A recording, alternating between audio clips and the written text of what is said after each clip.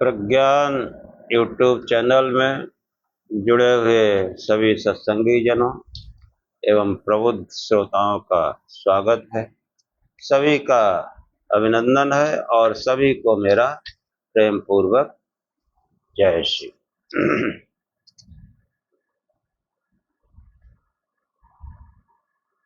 मीमांसा दर्शन के पिछले आख्यान में जो है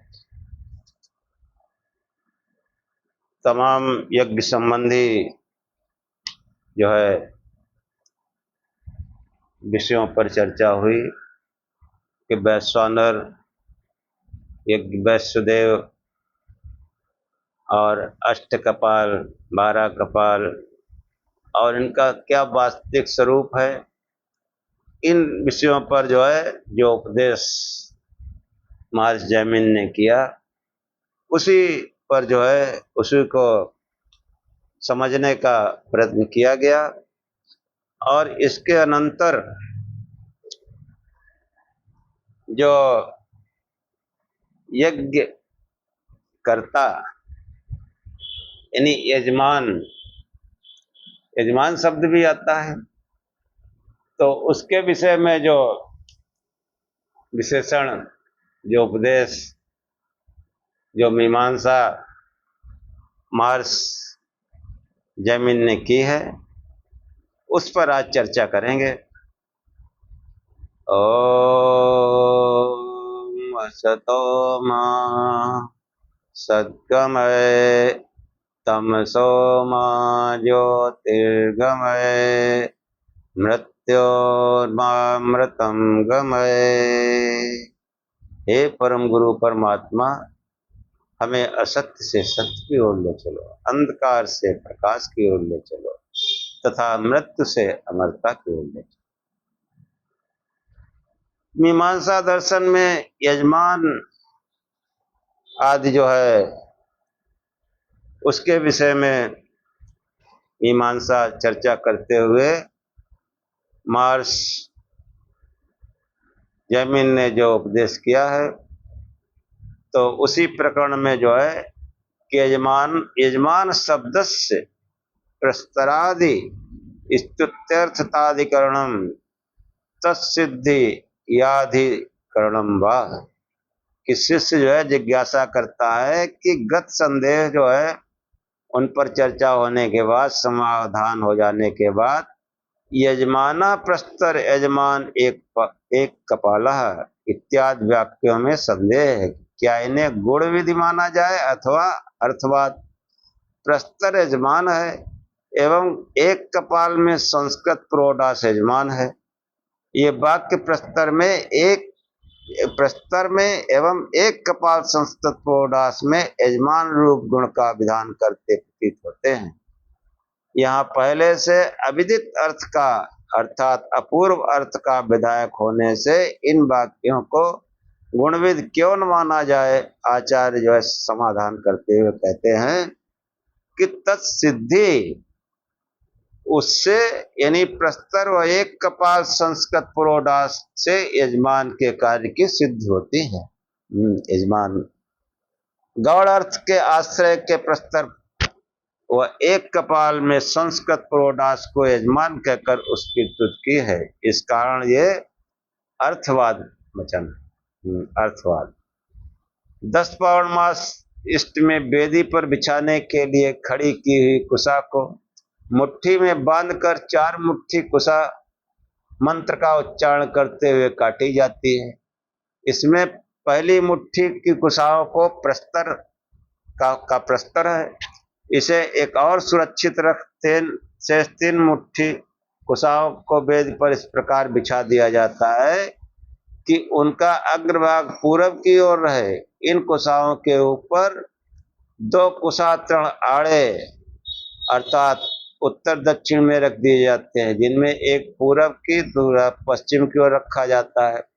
इनके ऊपर पहली मुट्ठी की काटी हुई प्रस्तर संज्ञ कुशाओं को उनका सिरा पूरब की ओर कर बिछा दिया जाता है। हाँ, एक तरह का बिछावन प्रस्तर कई स्तरों में रखा जाता है। तो ये जो है इन दोनों बिछावनों के बीच आड़े रखे हुए तृण का नाम विद्धत है। विद्धत है इस कारण है कि प्रस्तर संज्ञक बिछावन को अपने ऊपर धारण कर जो है प्रस्तर संज्ञक कुशाओं को होमाग्नि में आहुत कर दिया जाता है। प्रस्तर का उपयोग यज्ञ पात्र, जुहू, उपव्रत, सुचा आदि को रखने के लिए होता है। तमाम यज्ञ सामग्री है उसको रखने के लिए होता है। हाँ, प्रस्तर पर इनके रखे जाने में इनमें लगा द्रव्य, हव्य द्रव्य प्रस्तर पर लग जाता है, इसलिए इसे इष्ट संपन्न होने पर होमाग्नि में आहुत कर दिया जाता है। कि तमाम पदार्थ है जो उसमें लगा रह जाता है तो उसको आखिर में छोड़ा नहीं जाता, उसको उठा के यज्ञ में आहुत कर दिया जाता है ताकि हव्य द्रव्य अन्यथा नष्ट न हो। इसी प्रकार एक कपाल में संस्कृत प्रोडास इष्ट संपन्न हो जाने पर होमाग्नि में ताप दिया जाता है। कब इसे गुणविधि माना जाए तो इस प्रस्तर में यज्ञ मानक गुण का विधान होगा अथवा दोनों के समान अधिकरण में यजमान के प्रस्तर कार्य रूप गुण का विधान होगा। इसमें पहला विधान इसलिए संभव नहीं कि यजमान के द्वारा किए जाने वाले अनुष्ठेय कर्म का प्रस्तर द्वारा किया जाना जो है असंभव है। दूसरा विधान इसलिए संगत नहीं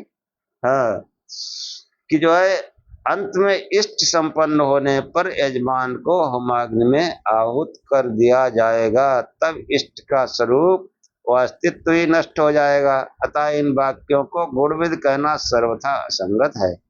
इष्ट के संपन्न होने पर पुरोडास को भी होमाग्नि में आहुत कर दिया जाता है, तब क्या यजमान को भी आहुत कर दिया जाएगा? फलता ये वाक्य अर्थवाद है, यही संगत है। प्रस्तर या पुरोडास यजमान के इष्ट संबंधी कार्य में उत्तम सहयोग देते हैं, इसी आधार पर यजमान कहकर उनकी स्तुति की गई है।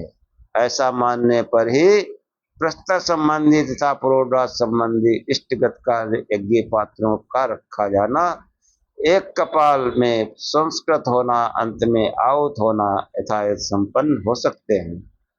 इसको नामविद कहना भी संगत नहीं है।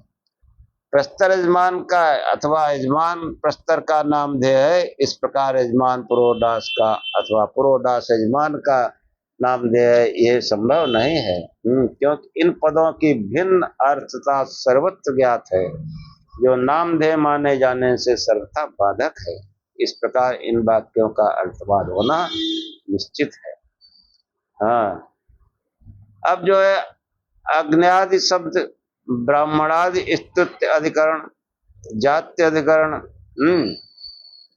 इस संबंध में जो है कि आचार्य कहते हैं कि अर्थवाद मानने पर अनर्थक रह जाएंगे तमाम शब्द हैं, तो तब इनका कोई सामंजस्य नहीं बैठता। अर्थात आचार्य कहते हैं जाति, आग्नेय, ब्राह्मण, जाति, मतलब ये जाति अधिकरण है। जाति मतलब जन्म अथवा उत्पत्ति समान होने के कारण गुणभूत अर्थ के आधार पर यहाँ ब्राह्मण आदि को आग्नेय आदि कहकर उसकी स्तुति की है। अतः ये अर्थवाद आग्नेय, ब्राह्मण को आग्नेय क्यों कहा गया? वो अग्नि द्वारा संदीप्त है। ब्राह्मण वो होता है जो अंदर का यज्ञ करता है, अग्नि से अपने को संदीप्त करता है, अग्नि के समान हो जाता है। इसीलिए जो है सन्यासी जो है वो बाद में अग्नि के रंग के जो है कपड़े पहन लेते हैं, क्योंकि वो अंदर से बाहर तक अग्निमय हो जाते हैं, इसलिए उनको आग्नेय कहा गया। तो ये जो है ये आग्नेय कहकर उनकी स्तुति की गई, प्रशंसा की गई ब्राह्मण की, कि आप अग्नि स्वरूप हैं। हाँ, अग्नि स्वरूप मतलब यज्ञ स्वरूप है, आपका जीवन यज्ञमय हो चुका है। अब उसमें जो है उसको निम्न प्रकार से समझाने का प्रयत्न किया जाति को कि प्रजापति के मुख से त्रिवत, स्तोम, अग्नि देवता, गायत्री, चंद्र, रथंतर तथा साम मनुष्यों में, ब्राह्मण और पशुओं में अज, ये मुख से उत्पन्न होने के कारण मुख्य है। ये इनके पारस्परिक संबंध का द्योतक है। ये सब जो है एक ग्रुप है, पारस्परिक संबंध। प्रजापति के और छाती से बाहुओं से पंचादश स्तोम, इंद्र देवता, त्रिष्टुप, छंद, बृहति नाम, तमाम जो है यजुर्वेद में ऐसा वर्णन आया है। ब्राह्मण तस्मुखम आसीत बाहु राजन्या कृता वैश्या पदभ्याम शूद्रो जाए। यहाँ पर प्रजापति मतलब उस संसार को बनाने वाले प्रजापति, प्रजा के स्वामी ब्रह्मा, हाँ, संसार को बनाने वाले। तो ये जो बताया गया ये एक अलंकारिक वर्णन है। हाँ, ये सामाजिक संगठन का प्रतीक है। यहाँ वेद के उन मंत्रों का वास्तविक अर्थ समझने में पूर्ण सहयोगी है। जिन मंत्रों में देवता का साक्षात स्पष्ट निर्देश नहीं रहता, वहां देवता इन सहयोगियों के सारे देवता को जानने का प्रयास किया जाता है, क्योंकि देवता का ज्ञान मंत्रार्थ को समझने का मुख्य आधार है। निरुक्त कार्यास्क ने सप्तम अध्याय में संहिता की भावना से अनुरूप उक्त पदार्थों का विशेष प्रकार से वर्गीकरण किया है। संहितागत उक्त वर्गीकरण के आधार पर आग्नेयो व ब्राह्मण इत्यादि वाक्यों का अग्नि संबंध से ब्राह्मण की तेजस्विता, क्षत्रिय के इंद्र संबंध से शक्ति बल तथा प्रशासनिक सामर्थ्य, वैश्वदेव देवता के संबंध से वैश्य के अर्थाधानता की प्रशंसा की गई है। इसलिए स्तुत रूप अर्थवाद वाक्य हैं। ये जो है आग्नेय आदि शब्दों का जो है और ब्राह्मण आदि की स्तुति का ये जो है अधिकरण बताया गया। अब आगे शिष्य जिज्ञासा करता है, यजमानो यूपा आदित्यो यूपा इत्यादि वाक्यों में संदेह है, क्या इन्हें गुणविद माना जाए अथवा अर्थवाद?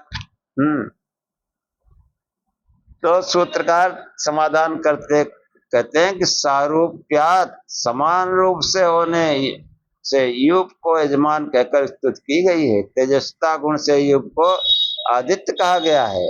हाँ, यह एक स्तुति रूप अर्थवाद है। पशुबंधन के लिए युग की स्थापना होती है। खूंटा गाड़ा था, उसी युग मतलब खूंटा, और यज्ञ में एक खंभा गाड़ दिया जाता है लंबा सा। तो ये जो है यजमान याग का अनुष्ठाता है। यजमानो युपा, पहले जो यज्ञ कराते थे, हाँ, मीमांसा दर्शन के प्रारंभ में बता चुके, पशु यज्ञ कि जिसके यहाँ यज्ञ होता तो तमाम खूंटे गाड़ता था, कभी पशु लाला के उसमें बांधे जाते थे, फिर उनका जो है वो बाकायदा उनको नहला धुला के सजा के फिर उनका स्वास्थ्य परीक्षण किया जाता था। यज्ञ का मतलब यही है, स्वास्थ्य संबंधी। हाँ, और उसमें तमाम प्रकार के पशु लाए जाते थे। तो ये जो है दोनों ही समानाधिकरण पद हैं, चाहे वो यजमान की उपा और चाहे वो आदित्य उपा। गुणविद मानने पर अथवा यजमान का गुण विधान प्राप्त होता है, जो दोनों रूप में अशक्य है। यथाक्रम न यजमान में पशुबंधन शक्य है और न युग में याग में अनुष्ठान किया जाना। युग ऊंचाई आदि आरोप परिणाम लंबाई चौड़ाई आदि में पुरुष के प्रमाण का बनाया जाता है। इसी समानता से युग को यजमान कहकर उसकी स्तुति की गई है। युग बन जाने पर देवस्वा इत्यादि मंत्रों को बोलते हुए उसे घृत से अव्यक्त किया जाता है, चिपड़ा जाता है। इसे युग में चमक आ जाती है। इसी तेजस्ता की समानता से युग को आदित्य कहकर उसकी स्तुति की गई है। अतः ये स्तुति अर्थवाद वाक्य है।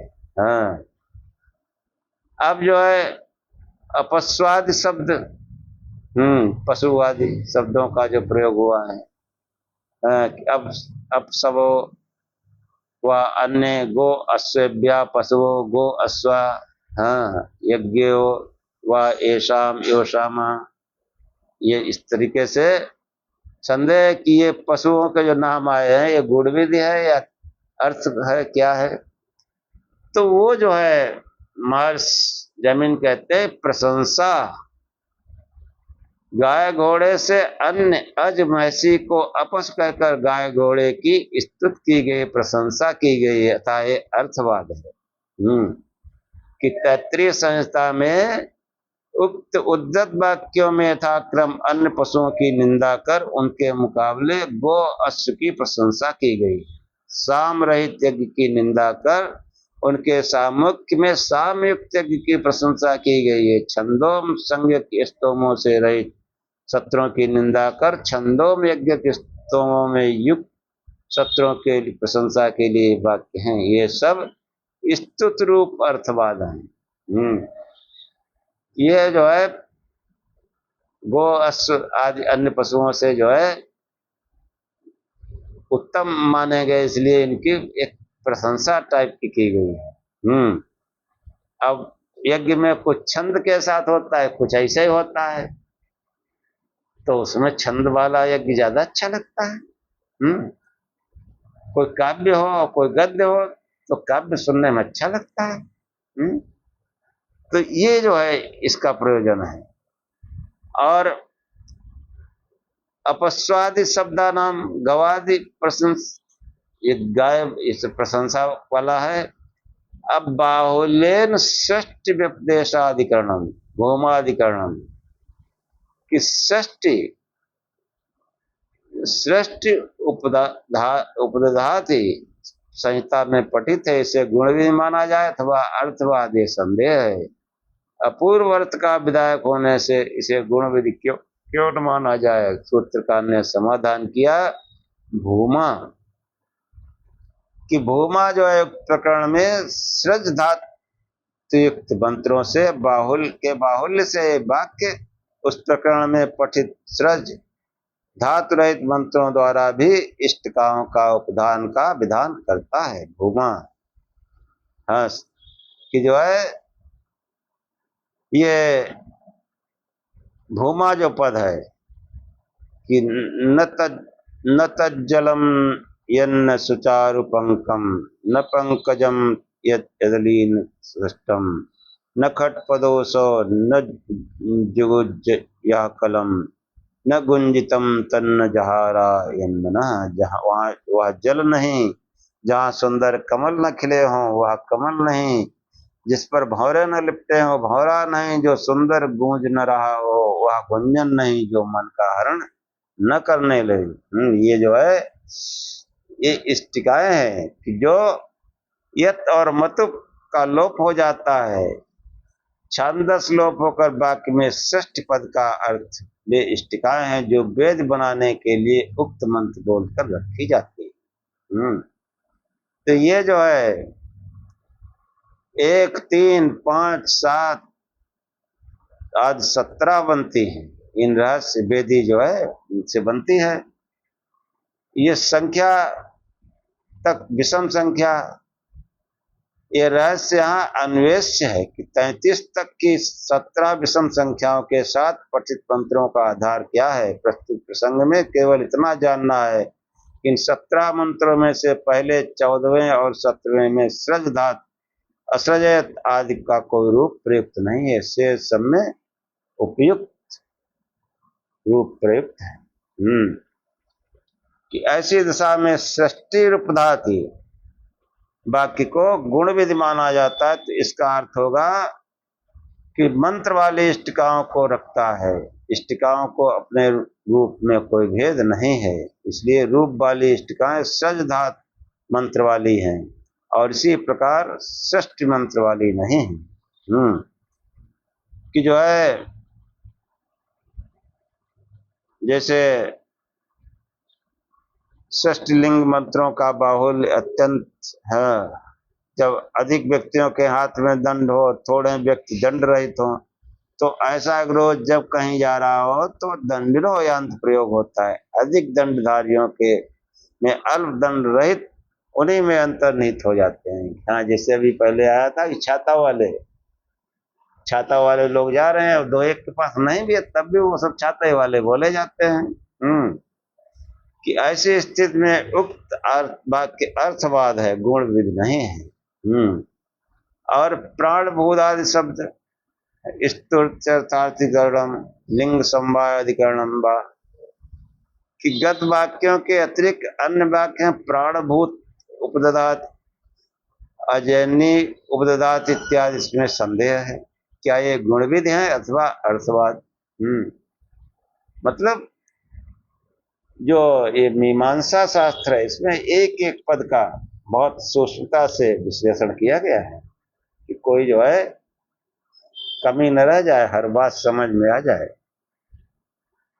तो आचार्य कहते हैं कि लिंग समवायात, प्राण रूप लिंग के समवाय से अर्थात संबंध से प्राण जो है लिंग रहित मंत्रों का भी कथन हो जाता है। प्राणभूत नामक इष्टिकाएं 50 हैं। इन इष्टिकाओं के मंत्र यजुर्वेद मध्यादिनी शाखा के अध्याय 13 में 5 कंडिकाओं में पठित हैं। प्रत्येक कंडिका के 10 टुकड़े करके अथवा 10 बार आवृत्ति करके प्रत्येक मंत्र से एक एक इष्टिका उपदान किया गया। इस प्रकार पंच कंडिकाओं के 50 टुकड़े अथवा आवृत्ति से यानी बार बार जो है पढ़ो, जो है उससे जो है केवल पहली कंडिका के दूसरे तीसरे और 10वें टुकड़े का या मंत्र में प्राण पद पठित होने से इन्हीं में प्राण लिंग का संबंध है। से 47 प्राण लिंग से रहित हैं। ऐसी स्थिति में यदि प्राणभूत उपदात को गुणविद माना जाता है तो जिन मंत्रों में प्राण लिंग रूप गुण विद्यमान है उन्हीं के द्वारा इष्टिकाओं का उपादान प्राप्त होगा। शेष मंत्र अनर्थक हो जाएंगे। इसे गुणविद न मानकर अर्थवाद मानना उपयुक्त होगा। अर्थवाद। तो ये जो है इसी प्रकार जो है अज्जाई रूपादि अज्जानी इष्टिकाएं 5 हैं। ये जो है प्राणव्रत इसको जो है अर्थ के रूप में लेना चाहिए, गुण नहीं है। वाक्य से शेण संदिग्ध अर्थान निरूपण कि बहुत से शर्करा उपधातु आदि वैदिक साहित्य में पठित है। इसके उपसंहार में तेजोवय घृत का स्तुत वाक्य है। चातुर्होत्र चयन याग में सुवर्ण इष्टिकाओं का उपधान होता है। अंगुल में तीसरे पर्व में परिमाण में सुवर्ण इष्टिकाएं उपलब्ध होने पर चिकनी की गई रोड़ी शर्करा आदि वेद का उपधान किया जाता है। इस प्रकार के जो है तमाम जो है प्रसंग आते हैं। तो एक ही वाक्य उपक्रम में आरंभ में सामान्य कथन और उपसंहार में विशेष कथन होने पर परस्पर विरुद्ध है। तो इसमें जो है प्रस्तुत कथन में इस संदेह का कारण है। इस उपक्रम में सामान्य कथन में उपसंहार में विशेष घृत को सामान्य चिकनाई साधन द्रव्य परक माना जाए अथवा उपसंहार में चिकनाई साधन विशेष द्रव्य घृत के कथन से उपक्रम के सामान्य कथन को उलटकर उसके स्थान पर विशेष कथन को स्वीकार किया जाए। तो ये जो है इस उपक्रम के अवसर पर विरोध का कोई आधार नहीं। विरोध की भावना उपसंहार पर उभरती है।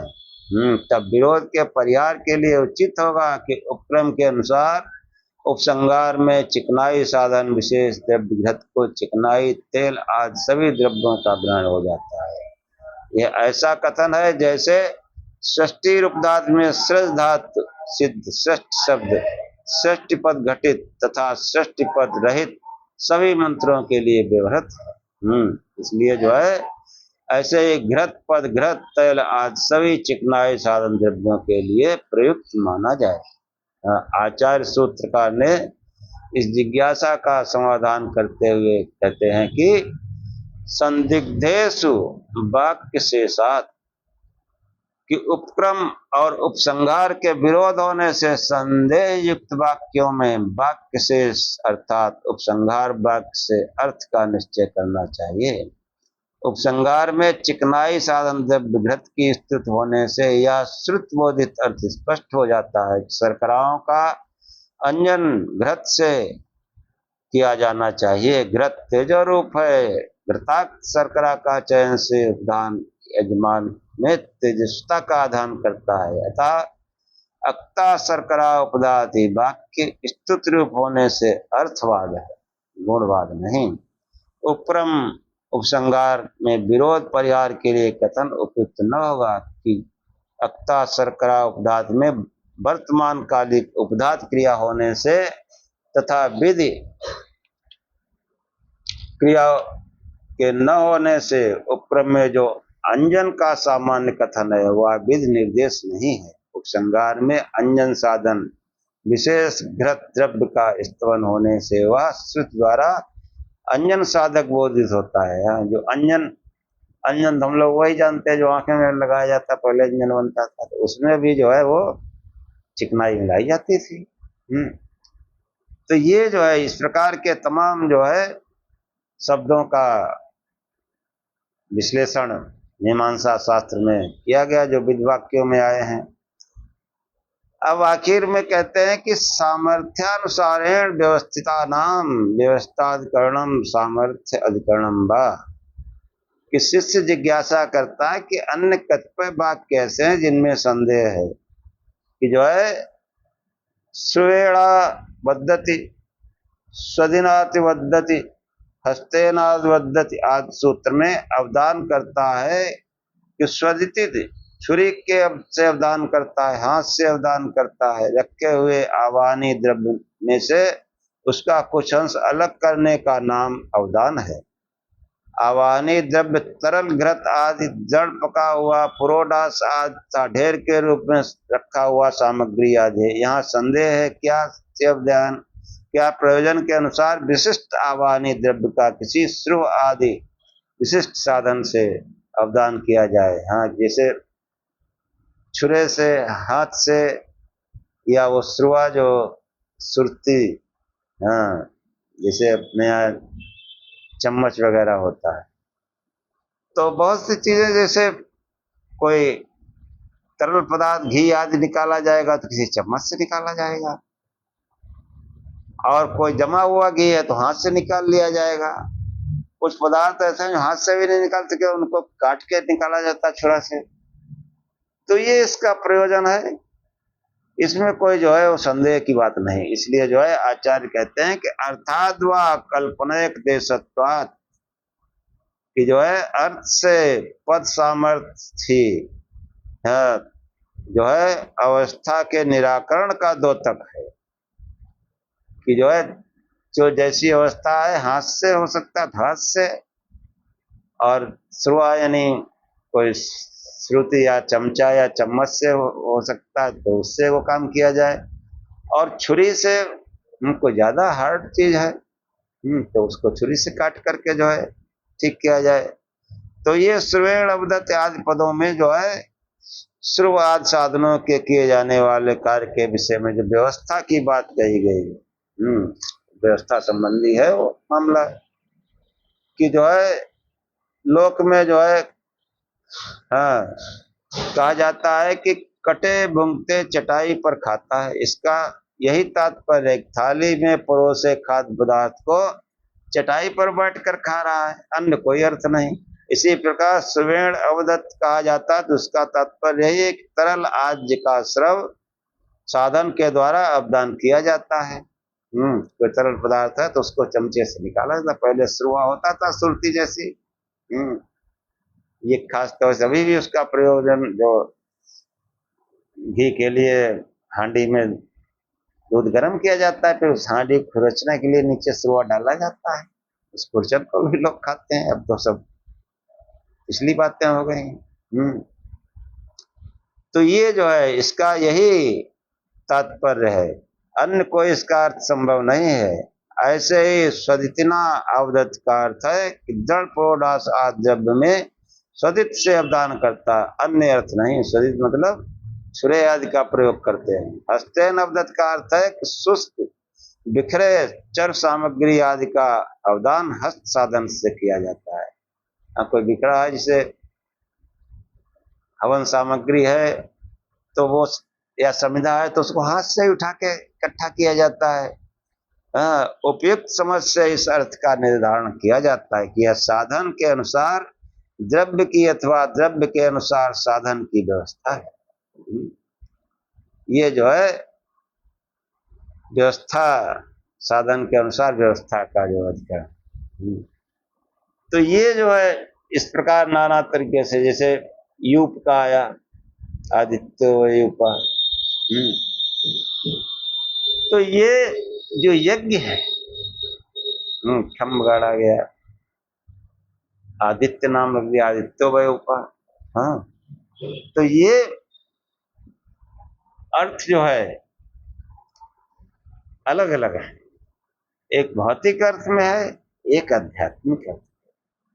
कि बाहर जो खम्भ गड़ाया जाता है, उसमें तेल चुपड़ा जाता है चमकाने के लिए, तो वो जब अंदर का यज्ञ होता है तो वो तो उसमें ऑलरेडी वो ध्यान की धार जो है उससे चमक आ जाती है। अब वो कैसा यज्ञ है, किस तरह का है, पहले भी पिछले आख्यानों में हम बताए हैं कि वो आदित्य व उपा क्यों कहा गया, आदित्य व उपा क्या मतलब है, ये अध्यात्म में होने वाला यज्ञ है। एक मंत्र आया है कि बृहन्निधिन्म एषा भूरिशस्तं पृथुसरो एषामिन्द्रो युवा सखा, एषामिन्द्रो युवा सखा, जिसका वो परम शक्तिमान, युवा मतलब शक्तिमान परमेश्वर जिसका सखा होता है, जिसको अपना सखित्व प्रदान करता है। बृहन्निधिन्म एषा भूरिशस्तं पृथुसरो, वो संसार में महान यज्ञ करते हैं। युवा परमेश्वर। हाँ देखो, भोलेनाथ का चित्र आता है, सब युवा ही आता, न बूढ़े न बचपना। हाँ, कुछ लोगों ने आर्टिस्टों बना लिए बचपने का भी।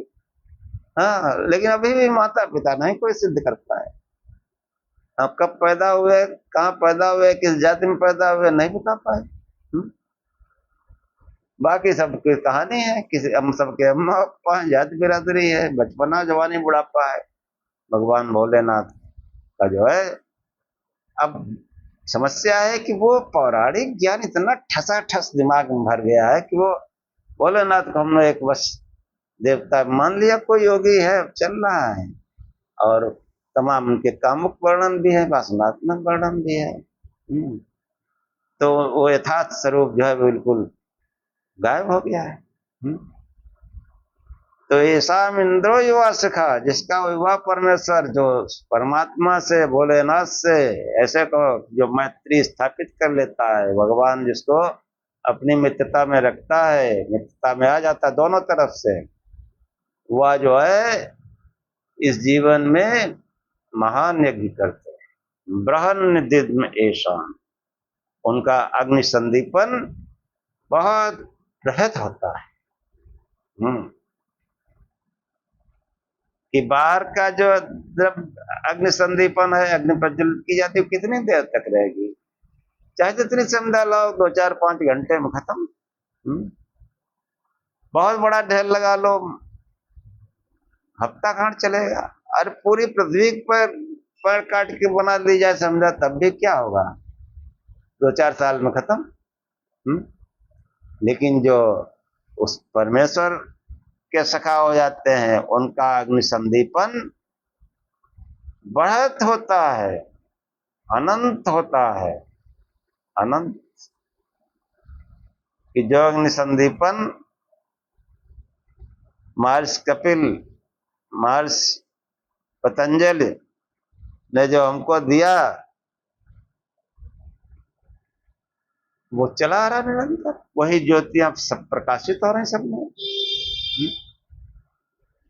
वह ज्योति अनंत काल तक वो अग्नि संदीपन चलता रहता है। इसलिए योगी जन हाँ बूढ़े हो जाए चमक नहीं जाती है, क्योंकि वो अग्नि संदीपन चल रहा है, अंदर अंदर के यज्ञ चल रहा है, और वो प्राण इतना चमकते हैं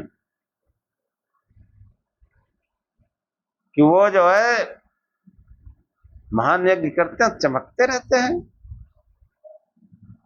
भूरिशस्तं, वो इतना शस्त्र पाठ करते हैं, बाहर के यज्ञ में तो बड़ी बड़ी पुस्तकें लाओ, मंत्र पाठ करके तो हाँ बोलो, थोड़ी देर में खत्म।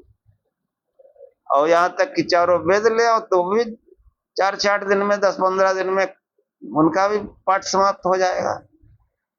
लेकिन जो उस युवा परमेश्वर से अपना संबंध जोड़ते हैं, उनका शस्त्र पाठ अनंत होता है। ये शिव नाम का पाठ अनंत है। इस पूरे ब्रह्मांड में खचाखच भरा हुआ है। इसलिए जहाँ किसी ने शिव शिव जपना शुरू किया, उस अनंत से अपना संबंध जोड़ देता है, क्योंकि हमारे ऋषियों ने बहुत अधिक मात्रा में इस नाम का जाप किया है, इस ठसाठस भरा है। इसीलिए वो कहा जाता है भोलेनाथ का डरदा नहीं है, थोड़ा सा भजन करो लाभ होता है। तो उनका जो है शस्त्र पाठ, और ऐसे समझो कि वो जो वाणी से बोल देते हैं वो शस्त्र पाठ होता है, निरंतर चलता रहता है। कि जो सुबह परमेश्वर से अपना सख्य स्थापित करते हैं उनका शस्त्र पाठ बहुत होता है। कब कपिल हुए, पतंजलि हुए, और उनका पाठ हम अभी तक पढ़ रहे हैं। शस्त्र पाठ चल रहा है। मूर सस्तम प्रथु स्वरूप, उनका जो स्वरूप जो यज्ञ स्तूप है वो भी महान होता है। यज्ञ स्तूप का पहले पढ़ना है, इसीलिए मैंने मंत्र सुनाया कि आदित्य वह ऊपर, वो इस आदित्य को अपना जो है युग बना लेते हैं। और उनका जो है उनके प्राण आदित्य रूप हो जाते हैं, बुढ़ापे में भी वो चमकते रहते हैं। कि ब्रह्म दिन में शाम भूर सस्तम प्रथु स्वरूप। इस आदित्य का कोई पता है इतना लंबा स्तूप होता है। ऐसा इंद्रो युवा सखा, हाँ, जिसका विवाह परमेश्वर सखा होता है, इसलिए उससे अपना सखित्व स्थापित करो, मित्रता स्थापित करो, उसका गुणगान करो, हाँ, उसका नाम जप करो, शिव शिव जपो। अन्य किसी नाम जप से कुछ नहीं होगा, थोड़ा बहुत हो सकता है, कुछ नहीं, आगे रुक जाओगे। ये अनंत सामर्थ्य जो है उस परमात्मा में ही है, शिव में ही है। इसलिए शिव शिव जपो, प्रकाश स्वरूप से ध्यान करो, आदित्य को योग बनाओ, और घोर सस्तम, जब कोई वह परमेश्वर को जो है अपना मित्र है, फिर वो जो बोल लेता है वाणी से वो शस्त्र पाठ ही होता है। इसी के साथ आज का आख्यान समाप्त करते हैं।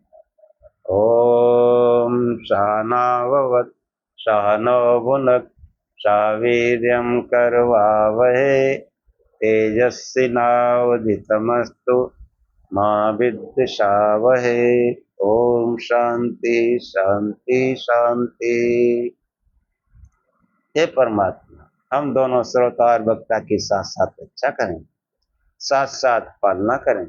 हमारा पढ़ा पढ़ाया हम दोनों साथ साथ बल को बढ़ावें, हमारा पढ़ा पढ़ाया एक साथ तेजस्ता को प्राप्त करें, हम आपस में द्वेष न करें। हे परमात्मा, हम दोनों को त्रिविध शांति प्राप्त हो, हमारे जीवन में दैहिक दैविक भौतिक कोई कष्ट न आए।